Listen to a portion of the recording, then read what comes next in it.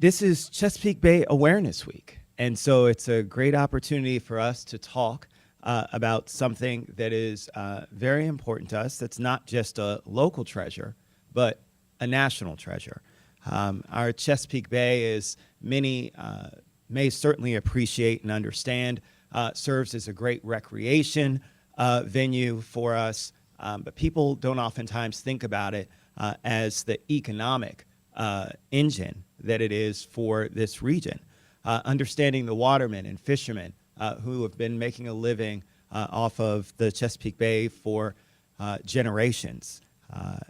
Then understanding the environmental implications. Anyone who cares about climate change should certainly care about our Chesapeake Bay and its healthiness and well-being, but also understand that there's great work that's being done. I want to applaud my members on the council, as well as our elected officials in this region, who have really done a great job of understanding how important our Chesapeake Bay is and what we need to do to make it healthier. In fact, we've seen it. Anybody who's grown up in this area or who's been here a while knows that we had a time not too long ago where we had a crab shortage. Our blue crabs were at all-time record highs in terms of pricing and scarcity. We had oysters who were also scarce as well. Both of those populations have come back, and it's just not because. It's because of the great work that people who are standing alongside me continue to do each and every day, along with the support and money from the people who are behind us on this dais, and the laws that we enact to make sure that we understand and treat our Chesapeake Bay accordingly. I used to chair the Chesapeake Bay Water Resource Policy Committee for the Metropolitan Washington Council of Governments, and I had a chance to be interviewed by Chesapeake Bay Magazine and talk a little bit about what the Chesapeake Bay means to me.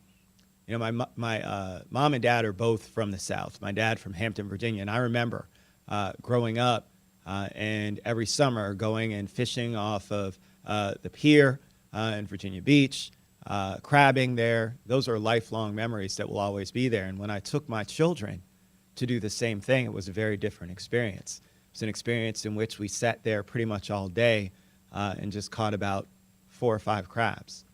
And my daughter asked me, she said, "Dad, you know, I thought you said this was fun.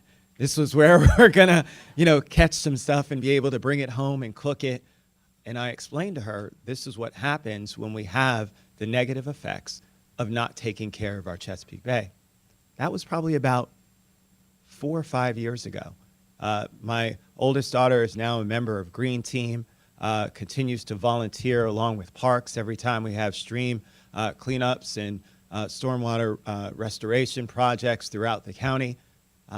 Her understanding of what it is that you need to do to take care is now ingrained in her because she saw firsthand the difference and what a difference it can make by doing great work to help our Chesapeake Bay. And so I encourage folks, talk to people about the Chesapeake Bay and how important it is, not just in terms of all of the things that we see it as, a great place to recreate, a great place to go out and appreciate the beauty of nature, but also about the other things that are underlying beneath the surface, the healthiness that will continue to affect our nation and affect our world for generations to come. And so I wanted to give an opportunity for both Mike Riley and Patty Brubar to talk briefly, but I'm going to read the proclamation and then let them tell you a little bit about the great work that they're doing. So whereas the Chesapeake Bay is an important resource to our region, it supports livelihoods, protects critical access to transportation and trade, and offers millions of people a treasured place for recreation and relaxation. And whereas to truly make a difference in the Bay, we must also continue to work on enhancing and restoring the water quality of its waterways, which include 50 major rivers, streams, and creeks that feed into it, over 64,000 square miles of watershed. And whereas Montgomery County has been a leader in its robust stormwater management program and is continuing to focus on implementing new and innovative green infrastructure that enhances the quality of life in our community and protects and improves our waterways by capturing runoff to reduce and or remove pollutants that would otherwise make their way to the Anacostia, Patuxent, and Potomac rivers, and of course the Chesapeake Bay. And whereas Montgomery County, along with other local jurisdictions, Metropolitan Washington Council of Governments, and water utilities across the Washington metropolitan D.C. area, have commemorated the first week of June as Chesapeake Bay Awareness Week with a week of events, activities, and education programming designed to raise awareness of the successes and challenges that remain in working to restore the Chesapeake Bay and its fragile ecosystem. Now, therefore, do we, Isaiah Leggett, our county executive, and Hans Riemer as our county council president, hereby proclaim June 2nd through 10th, 2018 as Chesapeake Bay Awareness Week in Montgomery County. We encourage all residents to recognize the importance of this week and actively engage in activities that will help preserve and sustain our county watersheds and our fragile Chesapeake Bay. Signed by our County Council President Hans Riemer and our County Executive Ike Leggett. I will give you both a copy. Congratulations to you, and thanks again to all of the local affiliates who are out there too, who are doing great work in our community alongside and with partnership with our Department of Environmental Protection and our parks. So I'll turn it over to you guys to talk a little bit. Thank you. I echo everything you said, but really thank you for your leadership, Councilmember Rice, not only in the regional effort, the local effort, but certainly the regional effort.